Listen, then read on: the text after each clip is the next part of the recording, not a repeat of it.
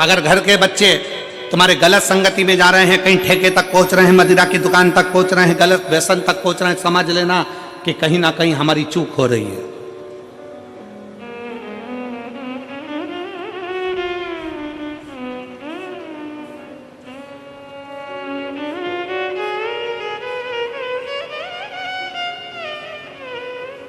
कहीं ना कहीं हमारी चूक हो रही है। जब माता सती भगवान शंकर से विवाह करती हैं, जब माता सती भगवान शिव से विवाह करती हैं, तो भगवान शंकर से विवाह कर कर माता सती बड़े प्रेम से, आनंद से, उत्साह से, आनंद के साथ रहती हैं।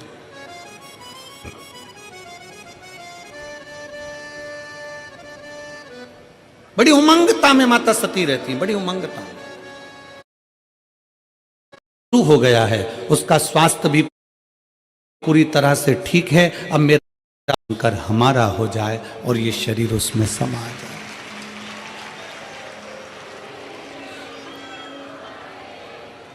भारत की भूमि के कई संत ऐसे हुए जिनका शरीर नहीं बैठे हो तो एक बेलपत्र लेने के लिए आ सकते, और बच्चा आया हो साथ में तो उसको भी ला सकते। कृपा कर दी कि पशुपति नाच करा रही हो और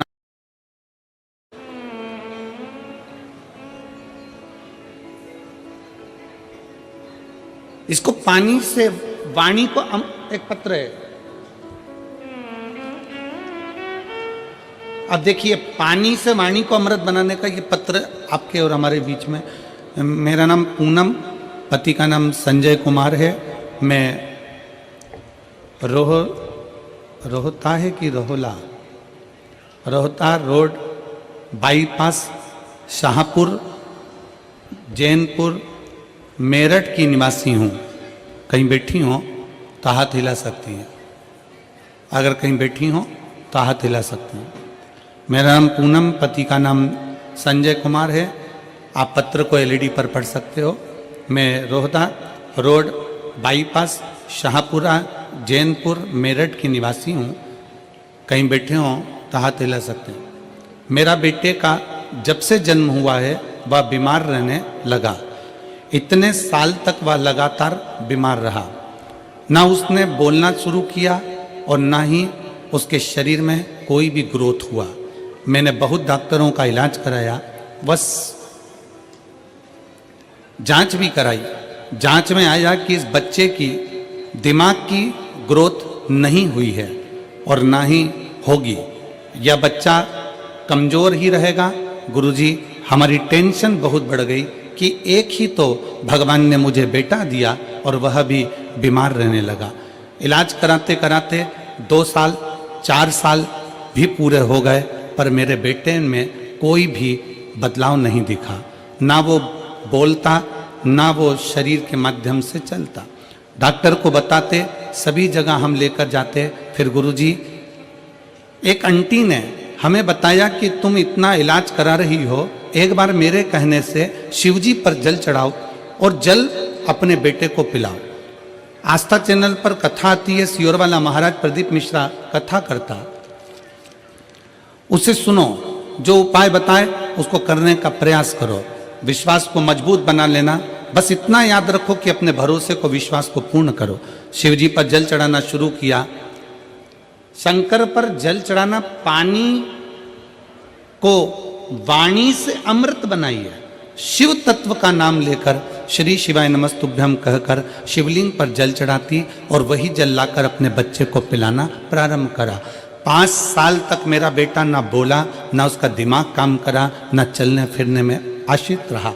पर बाबा ने ऐसी कृपा कर दी कि पशुपतिनाथ का व्रत किया, बेटे को लाकर जल देना चालू करा। 6वां वर्ष चालू हुआ और बाबा की कृपा से अब मेरे बेटे ने धीरे धीरे सभी कुछ बोलना प्रारंभ कर दिया। आज गुरुजी, मेरा बेटा स्कूल भी जाता है, ट्यूशन भी जाता है, सब कुछ बोलता भी लगा है और उसके दिमाग का भी ग्रोथ शुरू हो गया है। उसका स्वास्थ्य भी पूरी तरह से ठीक है। अब मेरा बच्चा किसी डॉक्टर को भी अब दवाई की जरूरत नहीं है, वह बिल्कुल ठीक है गुरुजी। आपने समस्त समाज को, शिव भक्तों को अलग जगाई। तो ये शिव भक्ति पानी को वाणी के माध्यम से अमृत बनाना। अगर कहीं बैठे हो तो एक बेलपत्र लेने के लिए आ सकते हो, और बच्चा आया हो साथ में तो उसको भी ला सकते हो। पानी को वाणी से अमृत बनाइए। सबसे सुंदर तरीका, सबसे सरल तरीका। और ये आपको भी बोलना है कि आप अमृत कैसे बना सकते हो। बीमारी है, तकलीफ है, बच्चा चिड़चिड़ा हो गया, माइंड काम नहीं कर रहा है, शरीर में रोग भरते चले जा रहा है, कटोरी में जल ले लो, पात्र में जल ले लो, और पंचाक्षर मंत्र नमः शिवाय या षडाक्षर मंत्र ओम नमः शिवाय या श्री शिवाय नमस्तुभ्यम, जितनी देर आप जप करें उतनी देर तक उस जल पर आपकी दृष्टि पड़ना चाहिए। उस जल पर आपकी दृष्टि पड़े। जितनी देर तक आप जप रहे हैं, श्री शिवाय नमस्तुभ्यम कह रहे हैं, उतनी देर तक जल पर आपकी दृष्टि पड़े। और फिर वही जल भगवान शंकर को समर्पित करें, और वो जल लाकर सुबह दोपहर शाम 3 बार उसका पान करें। 3 बार क्यों?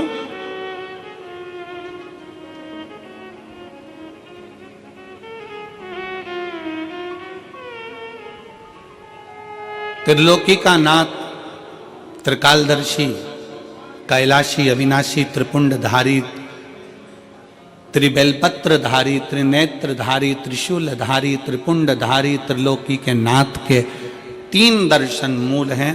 प्रातः का दर्शन जो हमें हमारे जीवन की सतमार्ग बताता है, मंगल मार्ग की ओर लेकर जाता है।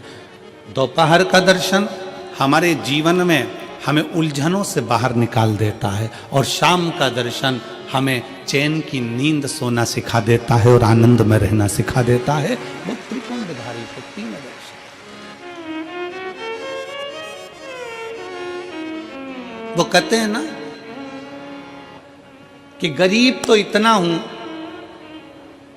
गरीब तो इतना हूं कि एक गधा भी नहीं खरीद सकता।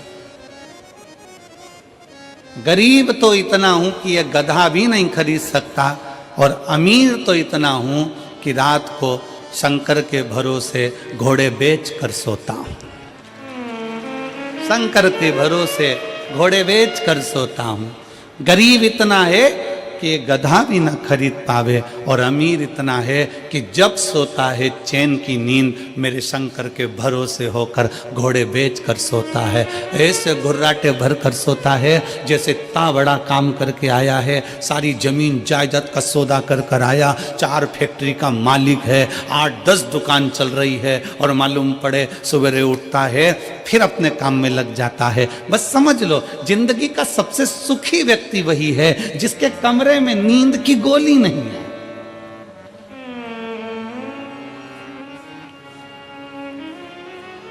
सिर के पास में कोई बाम की शीशी नहीं है, विक्स नहीं है, सोने से पहले कोई टेबलेट लेना नहीं पड़ रही है। वो दुनिया का सबसे सुखी व्यक्ति है। प्रथम सुख निरोगी काया, सबसे बड़ा सुख है निरोगी काया। शिव महापुराण की कथा कहती है, एक मृत्यु वो होती है जो अटल मृत्यु होती है, जिसमें व्यक्ति मर जाता है, चले जाता है।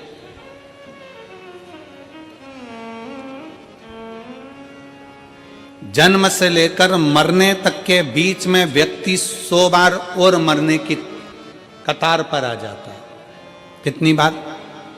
जम के बोलो जरा, कितनी बार पास में आ रहा है मृत्यु के? 100 बार।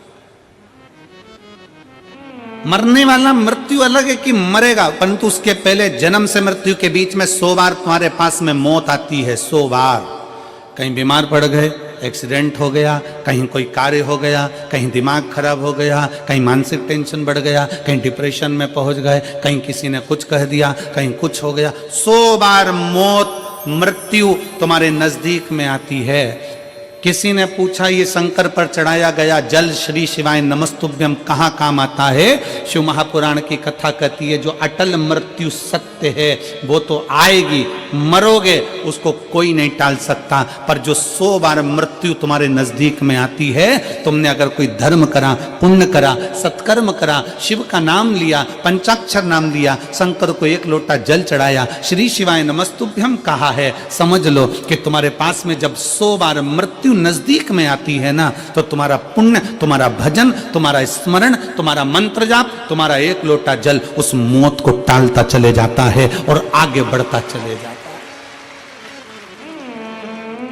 अटल मृत्यु तो सत्य है, वो तो आना है, पर उसके पहले भी 100 बार मृत्यु आती है। कहीं बीमार पड़ गए, एक्सीडेंट हो गया, कुछ हो गया, कुछ हो गया, बार बार मौत करीब में आती चली जाती है,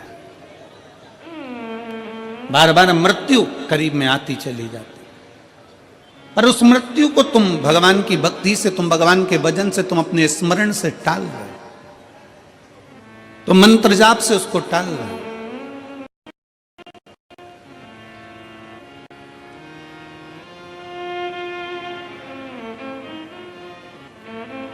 एक ऊर्जा अपने भीतर उत्पन्न करिए, एक बल अपने भीतर उत्पन्न करिए।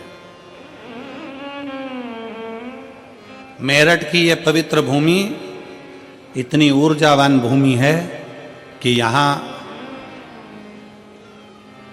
सनातनियों को जगाने का काम भी इस मेरठ की भूमि से क्रांतिकारियों को जगाने का किया गया था। ये मेरठ की वो पवित्र भूमि।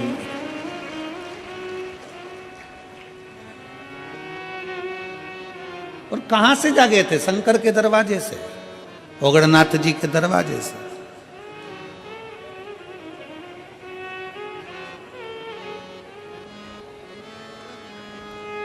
अपने आप को हमें जागृत करना है, अपने आप को हमें जागृत करना है। शिव तत्व कहता है, भगवान शंकर की कथा कहती है कि पानी को वाणी से अमृत बनाओ। और जब पानी को वाणी से, कई माताएं कहती हैं हमारा बच्चा नहीं सुनता, बहुत बहुत हम परेशान हो गए हमारे बच्चे के लिए, वो सुनता ही नहीं गुरुजी, हम कह के परेशान हो गए। कोई कहती है मेरी सास मेरे पक्ष में नहीं बोलती, कोई कहती है मेरी बहू मेरे पक्ष में नहीं रहती, कोई कहता हमारा बेटा नहीं सुनता, कोई कहती है हमारी बहू नहीं सुनती, कोई कहे हमारा भाई नहीं सुनता। और होता है, आज का जमाना बड़ा विचित्र है। एक बहू को समझाओ तो बहू कह देती गुरुजी मैं किसी के बाप की नहीं सुनूंगी। और बूढ़ी बूढ़ी माताओं को समझाओ तो माताएं कह देती है ये कल की आई मैं इसकी सुनूंगी। पिताजी को समझाओ तो वो कह देता है हमारी औलाद की सुन के चलेंगे, जाओ उधर।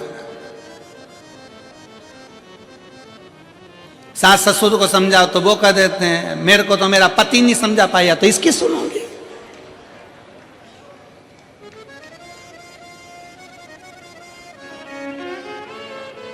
कोई किसी के सुनने को तैयार नहीं है। कौन सुनेगा? सीओर वाला गुरुजी कौन सुनेगा? घर में तुम रह रहे हो, परिवार में तुम रह रहे हो, कुटुंब में तुम रह रहे हो, सबके साथ तुम रह रहे हो, तो सुनना भी तुमको पड़ेगा। बस इतना अंदाजा लगाओ कि कोई किसी को ना सुनो। पानी को वाणी से अमृत बनाओ, अमृत बनाकर शंकर को चढ़ाकर वही जल लाकर मटके में हंडे में डाल दो, सब पिएंगे। अपने आप उनके भी भीतर निर्मलता का भाव जागृत हो जाएगा, शिव तत्व आ जाएगा।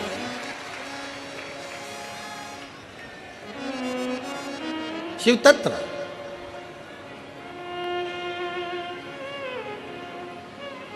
सीहोर का रुद्राक्ष है आप लोगों के पास में? कौन कौन लेकर आए हो? जरा हाथ उठाओ तो जरा, सबके पास में रखो रखो रखो।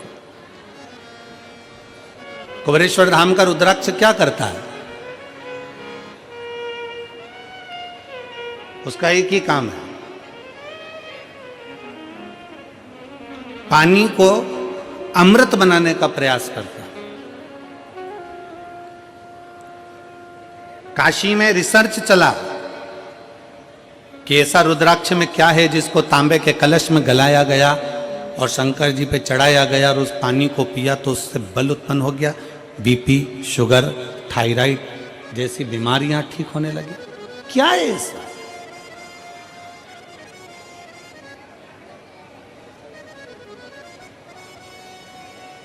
हम कहते हैं शिव महापुराण के अंतर्गत 1 मुखी से लेकर 14 मुखी तक रुद्राक्ष का वर्णन किया गया।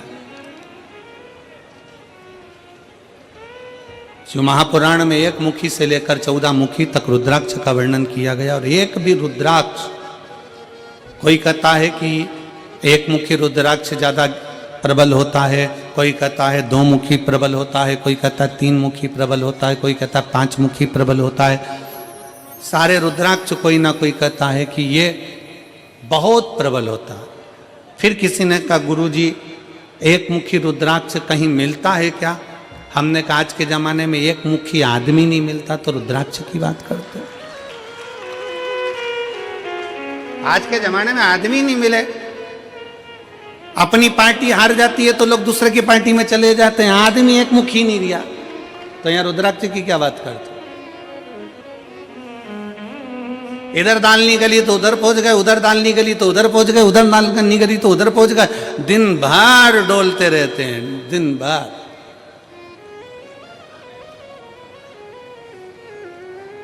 फिर किसी ने पूछा गुरुजी रुद्राक्ष कौन सा असर करेगा, कौन सा रुद्राक्ष असर करेगा? हम कौन सा रुद्राक्ष पहने जो हमारे शरीर पर असर करे? कौन सा रुद्राक्ष हमें पहनना चाहिए कि हमारे शरीर पर असर करे?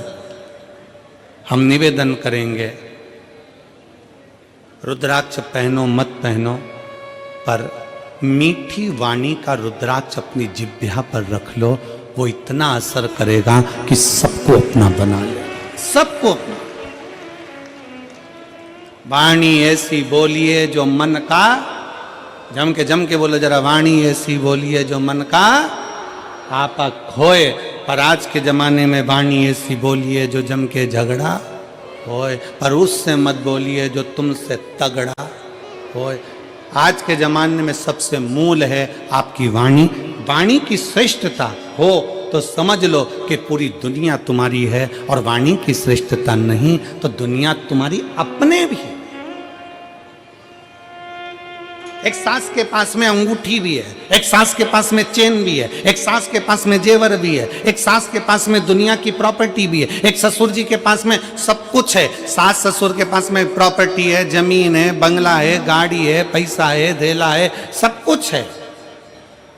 और मान लो उसकी वाणी अच्छी नहीं हो तो घर में 4 बेटे 5 बेटे 3 बहुएं 4 बहुएं 5 बहुएं, कोई उसका होगा? जम के बोलो जरा, नहीं।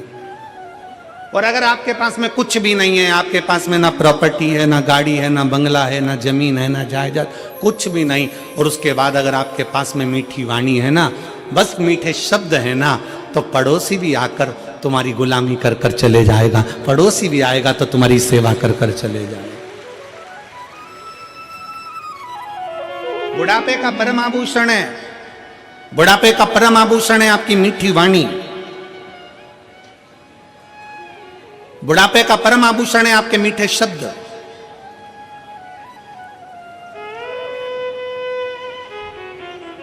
जब माता रानी के दर्शन करने के लिए वैष्णो देवी की सीढ़ियों पर चढ़ते हैं तो बड़े प्रेम से कहते हैं, प्रेम से बोलो सारे बोलो, मैं नहीं सुनिया मीठी वाणी, प्रेम से बोलो। हम क्यों कह रहे हैं कि प्रेम से बोलो? माता जी के पास जा रहे हो, अपनी माँ के पास जा रहे हो, माता रानी के पास जा रहे हो, इसलिए का प्रेम से बोलो। अब वैष्णो देवी से मिलने जा रहे हो तो वहां चिल्ला चिल्ला कर कर प्रेम से बोलो। अब जरा विचार करो, अपनी सास से मिलने जाओ तो प्रेम से बोलो। अंगूठी मिलेगी, चाबी मिलेगी, प्रॉपर्टी मिलेगी, मैं नहीं सुनिया।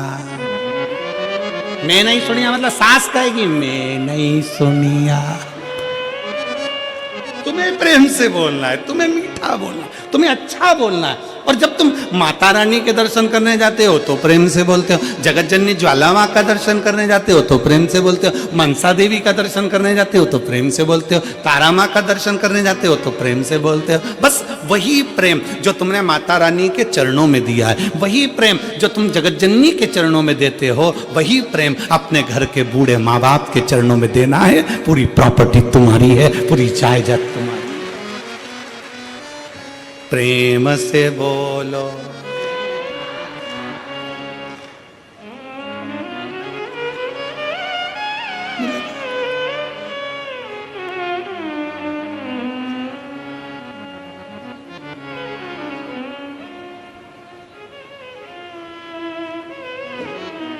बस एक मीठी वाणी,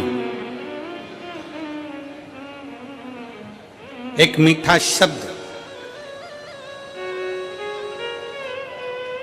आपकी जिह्वा के मीठे उच्चारण भगवान के करीब में लेकर जाते हैं।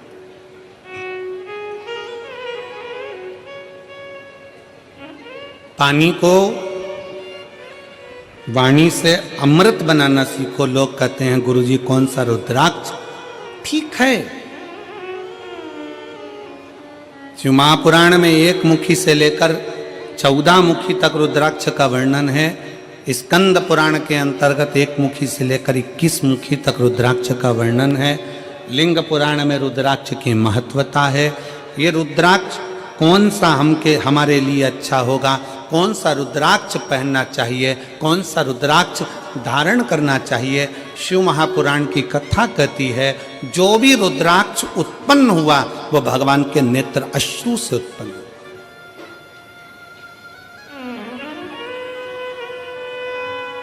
और केवल एक के मिलन से नहीं, रुद्राक्ष शंकर और पार्वती के मिलन से उत्पन्न हुआ है। मिलन से।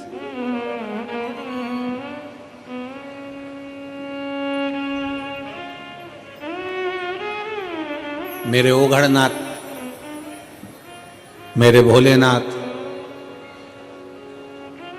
मेरे शंकर, मेरे त्रिकालदर्शी, कैलाशी, अविनाशी। एलईडियां चालू करवाइए पीछे की एलईडी, पीछे की एलईडियां चालू करवाइए। मेरे ओघड़नाथ, मेरे त्रिकालदर्शी, मेरे कैलाशी, मेरे अविनाशी, मेरे शिव। बैठ जाओ, हो रही है, बैठ जाओ, हो रही है। मेरे शंकर, मेरे ओघड़दानी, मेरे त्रिकालदर्शी, मेरे कैलाशी, मेरे अविनाशी, मेरे शंकर बैठे थे और बड़े आनंद में विराजमान थे। तभी मां जगत जननी भगवान शंकर के पास में आती हैं और उनके नेत्रों को अपने हाथों से बंद कर लेती।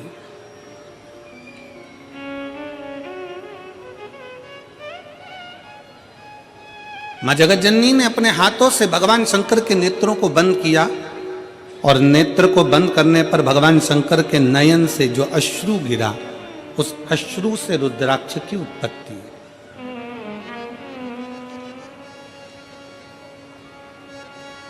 अब यहां पर यह वर्णन नहीं आया कि अश्रु से 1 मुखी रुद्राक्ष हुआ, कि अश्रु से 2 मुखी रुद्राक्ष हुआ, कि अश्रु से 3 मुखी रुद्राक्ष हुआ, कि 4 मुखी हुआ, कि 14 मुखी हुआ, कि 21 मुखी हुआ। माता ने हाथ का स्पर्श किया, नेत्र बंद हुए, अश्रु नीचे गिरा, उससे रुद्राक्ष उत्पन्न हुआ।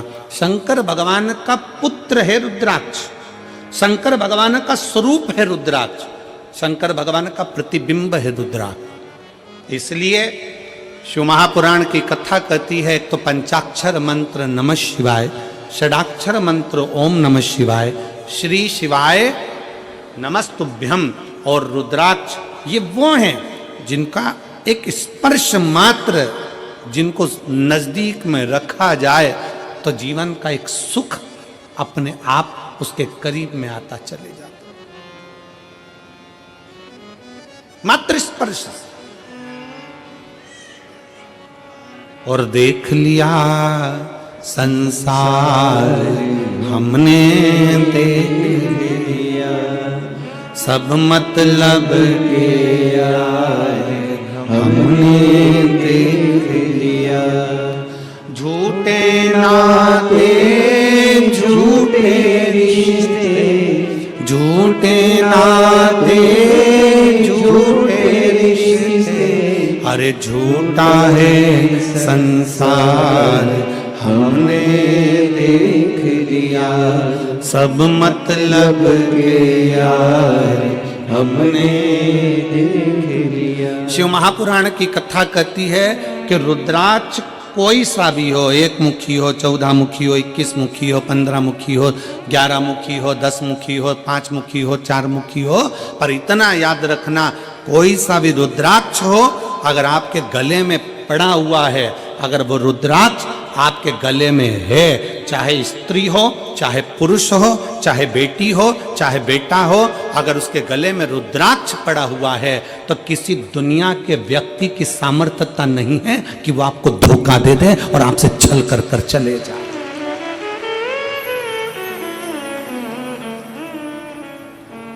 किसी की सामर्थ्यता नहीं है कि वो आपके साथ में छल कर जाकर रुद्राक्ष है।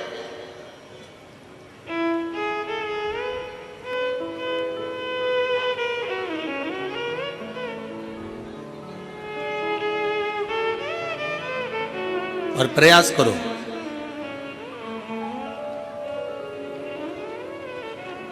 जितना समय मिलता है ना उतना समय अपने बच्चों को संस्कार देने में भी लगाया करो। थोड़ा थोड़ा समय, थोड़ा समय।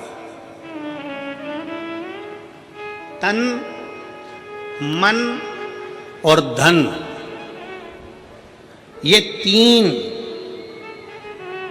अगर ठाकुर में नहीं लगते, ठाकुर मतलब जानते हो ना, हमारे आगे बैठे हैं लड्डू गोपाल जी, ठाकुर जी, शंकर जी, भोलेनाथ जी, राम जी, ये सब तन, फिर से बोलो, तुम लोग बोलो क्या क्या चीज, तन, मन और धन, ये 3 ठाकुर में नहीं लगते तो ठेके पे लग जाते हैं। याद रख, क्या क्या चीज, जम के बोलो जरा, तन, मन और धन अगर भगवान में नहीं लगते, ठाकुर में नहीं लगते तो ठेके पे लग जाते हैं। इसलिए अपने तन को भी परमात्मा में लगाओ और मन को भी परमात्मा में लगाओ, और थोड़ा धन हो तो उसको भी परमात्मा में लगाओ, तो गलत जगह पर नहीं जाए, ये गलत जगह पर नहीं पहुंचे। और याद रखना, अगर घर के बच्चे तुम्हारे गलत संगति में जा रहे हैं, कहीं ठेके तक पहुंच रहे हैं, मदिरा की दुकान तक पहुंच रहे हैं, गलत व्यसन तक पहुंच रहे हैं, समझ लेना कि कहीं ना कहीं हमारी चूक हो रही है।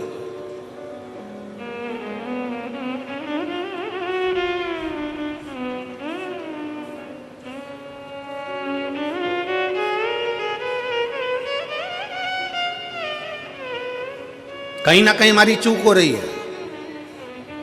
जब माता सती भगवान शंकर से विवाह करती हैं, जब माता सती भगवान शिव से विवाह करती हैं, तो भगवान शंकर से विवाह कर कर माता सती बड़े प्रेम से, आनंद से, उत्साह से, आनंद के साथ रहती हैं।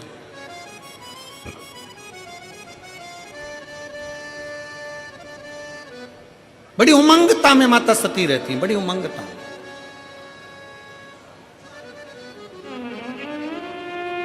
और शिव महापुराण की कथा में देवी भागवत में एक प्रसंग आता है कि देवी भागवत में एक प्रसंग आकर कहा जाता है कि माता सती अगर अपने परिवार के साथ भी अगर कहीं बाहर निकल कर जाती थी तो माता सती के नेत्र नीचे की नीचे ही रहते थे।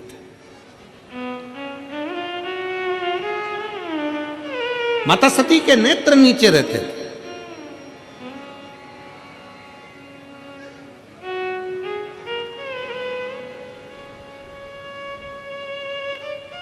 होना चाहिए। बहन, बेटी और पत्नी के नेत्र अगर झुके रहते हैं, बहन, बेटी और पत्नी के नेत्र अगर झुके हैं तो उसके घर के भाई, बाप और पति का सिर कभी नहीं झुकता है। अगर बहन बेटी और माँ पत्नी के नेत्र झुके हुए हैं, बाजार में निकल कर जा रहे हो, सभा में जा रहे हो, आपके नेत्र अगर झुके हुए हैं, बहन के नेत्र नीचे हैं, बेटी का नेत्र नीचे है, पत्नी का नेत्र नीचे है, तो उस घर के भाई को, उस घर के पिता को और उस घर के पति को कभी माथा नीचा नहीं करना पड़ता, छाती तान कर चलता है। उसको मालूम है मेरी बहन है, उसको मालूम है मेरी बेटी है, उसको मालूम है मेरा परिवार है, आ जाओ, उसको मालूम है कि ये मेरे अपने हैं।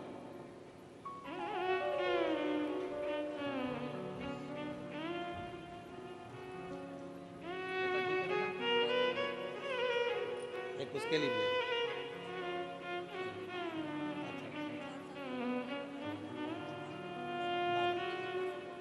वाणी वाणी सब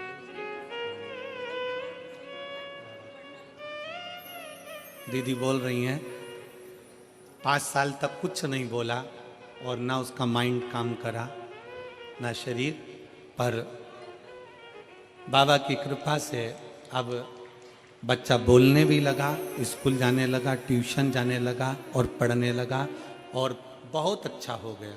यही शिव कृपा। हर हर शिव तत्व की प्राप्ति। नेत्र झुके रहे और फिर निवेदन है इस व्यासपीठ के माध्यम से, आपकी दृष्टि अगर रहे तो श्रेष्ठ रहे। दृष्टि में भेद नहीं होना चाहिए, नयनों में भेद नहीं होना चाहिए। गलत सोच, गलत विचार, गलत दृष्टि हमको गलत मार्ग की ओर लेकर चली जाती है और फिर वही दुख, वही तकलीफें हमारे जीवन में आती है। वही तकलीफ। हुआ क्या था, बिंदु और चंचुला की कथा कल अपन ने श्रवण करी और भगवान ईश्वर जी और गौरा जी उनकी कथा के यजमान बने, शंकर पार्वती उनकी कथा के यजमान बने। किसकी गलती थी? बिंदु का ब्राह्मण था, चोरी नहीं करता था। बिंदु का ब्राह्मण था, छल नहीं करता था। बिंदु का ब्राह्मण था, बेईमानी नहीं करता था। केवल चंचुला देवी ऐसी आई और वो चंचुला देवी ने कहा कि तुम्हारे घर में मैं विवाह कर आई हूं, क्या है ये? तुम्हारे घर में कुछ भी नहीं, तुम्हारे घर में वैभव नहीं, तुम्हारे घर में धन नहीं। पति को उसने चोरी में लगा दिया, कहीं से भी लाओ, कहीं से भी लाओ, पर लाओ, मुझे चाहिए। पति चोरी नहीं करता था, बिंदुक चोरी नहीं करता था। कभी कभी अपने मन में विचार लाइएगा कि बिंदुक जब चोरी करता था, बेकार काम करता था, गलत काम करता था, तो उसके लिए शंकर भगवान जजमान बनने की क्या जरूरत थी? शिव जी को जजमान बनने की क्या जरूरत थी? शंकर जी को कथा सुनने की क्या जरूरत थी? उसकी मुक्ति के लिए शंकर जी ने क्यों प्रयास किया? क्योंकि बिंदुक चोर नहीं था, बिंदुक छली नहीं था, बिंदुक ब्राह्मण होकर भी प्रपंच नहीं करा। पर पत्नी चंचुला ऐसी आई और उस चंचुला ने कह दिया तुम्हारे यहाँ धन नहीं है, तुम्हारे यहाँ वैभव नहीं है, तुम्हारे यहाँ दौलत नहीं है, जाओ कहीं से भी लाओ। बिंदुक ने कहा मैं ब्राह्मण हूँ और सुन मेरी आय इतनी नहीं है, मैं इतना नहीं कमा सकता। तो पत्नी ने कह दिया चोरी करो ना। पर दुनिया के लोगों को यह नहीं मालूम, चोरी करने वाला हमेशा चोट्टा की चोट्टा ही रहता है। चोट्टे का कभी प्रमोशन नहीं होता। जिसका धन चले गया, उसकी अगर चेन गई, सामान गया, तो ये तो है कि बाबा उसको कहीं से कम आज नहीं तो कल, महीने 2 महीने में 3 महीने में उसको वापिस बड़ा मंगलसूत्र, वापिस बड़ी चेन भोलेनाथ उसको दिला देगा। पर चोट्टे का प्रमोशन नहीं होगा, चोट्टा चोट्टा ही रहेगा। और तुम खुद देख लो कितने चोट्टे, कितना सामान चोरते। और आप लोगों से हम बार बार व्यासपीठ से कहते हैं, बार बार निवेदन करते हैं, जितनी कथा होती है हर कथा में कहते हैं अपनी चेन, कीमती सामान, मंगलसूत्र, अपने मोबाइल, कीमती कीमती सामान, डायमंड, हीरा, सोना, चांदी, सब अपने घर छोड़कर आओ। क्योंकि जो डायमंड से बड़ा डायमंड है मेरा शंकर ओगड़दानी त्रिकालदर्शी कैलाशी, उसकी कथा सुनने के लिए जा रहे। अपना जेवर अपने घर, 2 चीजें अपने घर में रखो कथा में आने से पहले, एक जेवर, दूसरा तेवर। तुम कितने बड़े भी कुछ भी हो, अपने घर के हो, यहाँ तेवर भी मत दिखाओ कथा में आने के बाद। तुम मुझे जानते नहीं हो, फोन लगाता हूं, अब भी आगे बैठने की व्यवस्था करवाता हूं। तो जेवर और तेवर दोनों घर रखिए। शिव महापुराण की कथा में ना जेवर की जरूरत है, और जम के बोल दो जरा, ना तेवर की जरूरत है। तुम्हारी पहचान होगी किसी से भी, हमारी पहचान तो उससे है जो शमशान में रहता है, सीधा, उससे सीधी पहचान है।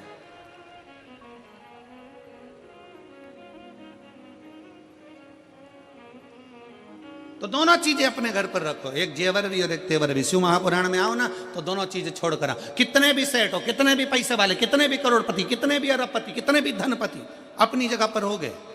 शंकर जी के पास जो भी जाता है ना वो एक जैसा। शमशान में कोई तुम्हारे यहाँ मेरठ में भले ऐसा होता होगा कि मरने वाले को डनलफ के गद्दे पे ले जाते होंगे, हमारे यहाँ नहीं ले जाते। हमारे यहाँ तो वही 4 बांस, 40 कंडे, 4 कंधे, उत्ते में राम नाम, सफेद और लाल कपड़ा ओढ़ा दिया, ले गए। कितना भी सेठ हो, कितना भी करोड़पति हो, कितना भी धनपति हो, कितना भी वैभवपति हो, चाहे दुनिया का कंगाल से कंगाल व्यक्ति हो, पर शंकर भगवान के दरवाजे पर शमशान में जब पहुंचेगा उसकी शान सम होगी, इसलिए उसका नाम शमशान है। वहां सबका लेवल बराबर है, कोई बड़ा नहीं, कोई छोटा नहीं, अपने घर कर हो गए। तो छोड़ आओ अपने घर पर। जितने जितने लोग कथा सुनने के लिए मेरठ में आए, या रायपुर जब कथा रहे, रायपुर में कथा रहेगी 24 तारीख से 30 तारीख तक। रायपुर में पुराना धमतरी रोड, सेज बाहर, रायपुर। कथा का समय रहेगा 2 बजे से 5 बजे तक, रायपुर छत्तीसगढ़ की कथा का। 24 दिसंबर से 30 दिसंबर तक कथा चलेगी, जिसके आयोजक रहेंगे कमल जी देवांगन। तो हम तो उनसे भी कहेंगे जो भी कथा सुनने आए, अपना जेवर अपना तेवर अपने घर छोड़ कर आओ। यहाँ तो बाबा क्यों किया, हम तो बाबा के भरोसे चलते हैं, हम तो बाबा के भरोसे चलते हैं। ये दुनिया वाले जलते हैं, ये दुनिया वाले जलते हैं, भोले बाबा के भरोसे चलते हैं, शंभू बाबा के भरोसे चलते हैं। तो शिव महापुराण की कथा कर रही है, भगवान शंकर का चरित्र कर रहा है। कुछ आभूषण, आभूषण है मेरा शंकर। कोई आभूषण नहीं है, आभूषण मेरा शिव है, मेरा शंकर। ओघड़दानी, त्रिकालदर्शी, कैलाशी, अविनाशी। नेत्र बंद करे माने, रुद्राक्ष प्रकट हुआ। रुद्राक्ष कोई साधारण नहीं, रुद्राक्ष शिव का एक अंश स्वरूप है, अंश स्वरूप।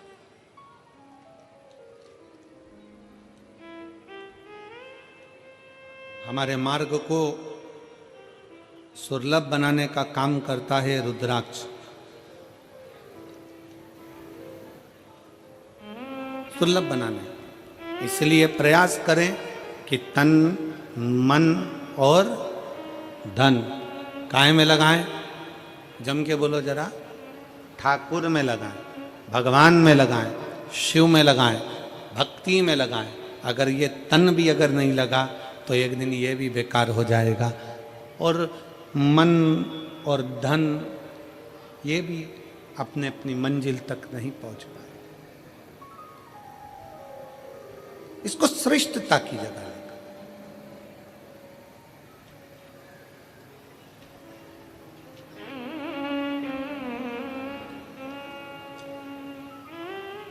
दक्ष प्रजापति ने जब माता सती का विवाह करा था भगवान शंकर के साथ में,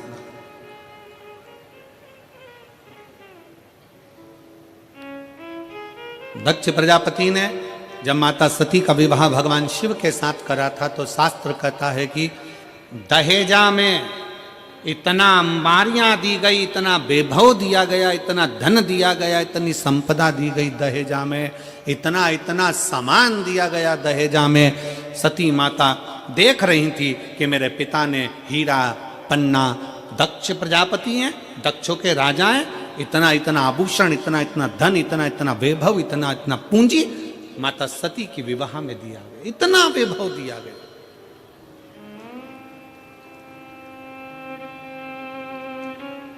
और शिव महापुराण की कथा कहती है वो सतयुग था जिसमें सती माता के कन्यादान में इतना सारा आभूषण दिया गया था, इतना सारा धन दिया गया था। वो त्रेता युग था जिसमें राम जी के विवाह के समय पर माता सीता जी को बहुत सारा दहेजा दिया गया था।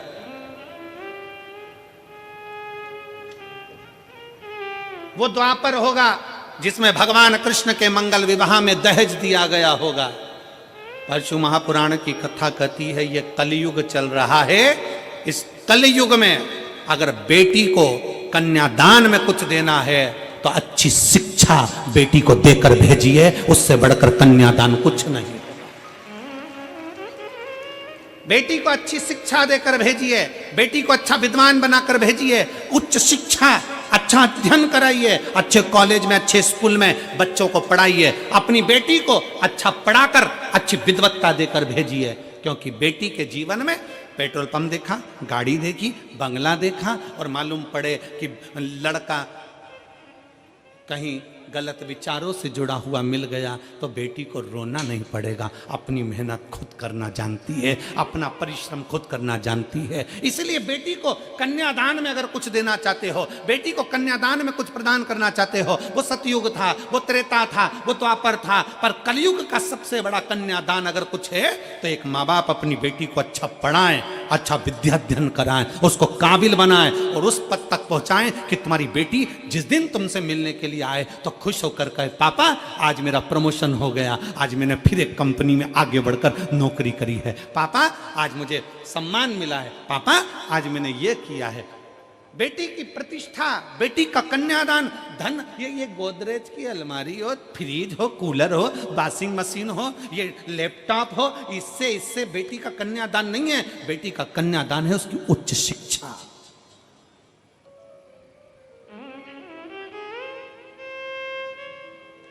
बेटी का कन्यादान है उसकी अच्छी पढ़ाई।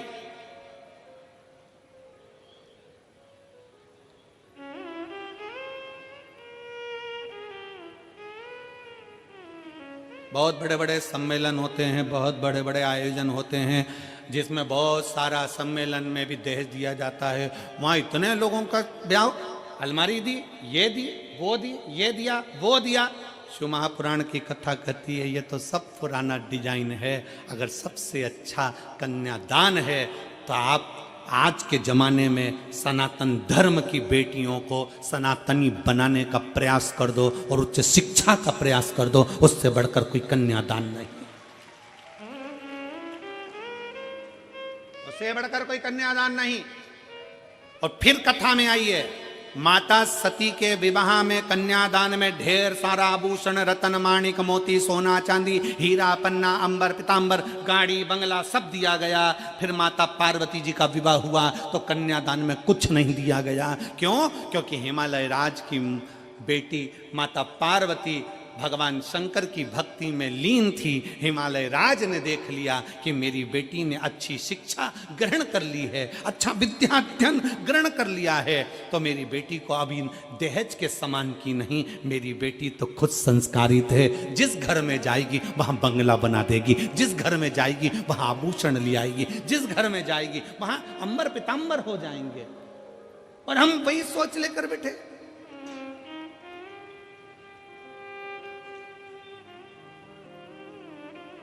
लड़का जन्म लेता है और घर के लोग जब ब्याह करने का समय आता है तो लड़के के माँ बाप भी सोचने में पड़ जाते हैं, लड़की के बाप के पास में इतना सामान है, ऐसा लगता है देगा, वो तो देगा, वो तो देगा, वो तो देगा, वो तो देगा, वो तो देगा, वो तो देगा, अंगूठी तो देगा, चेन तो देगा, घड़ी तो देगा।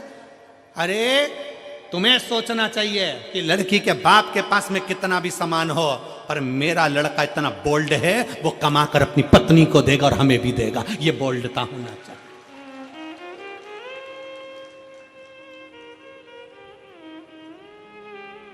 पर हम सोच हमारी लेकर बैठे हैं। इस कलिकाल में रहने के बाद भी हमारी सोच हम छोटी सी लेकर बैठे हैं। शंकर भगवान माता पार्वती जी के साथ ब्याह करे, हिमालय राज ने हाथ जोड़कर पूछ लिया, मैं हिमालय राज हूं, हिमालयों का राजा हूं, बताओ शंकर भगवान तुम्हारे कन्यादान में पार्वती जी के क्या क्या दिया जाए। ये सारा महल, सारा नगर, सारी दौलत, सारी संपदा तुम्हारी है भोलेनाथ, क्योंकि तुम मेरे दामाद हो, तुम मेरे जमाई हो।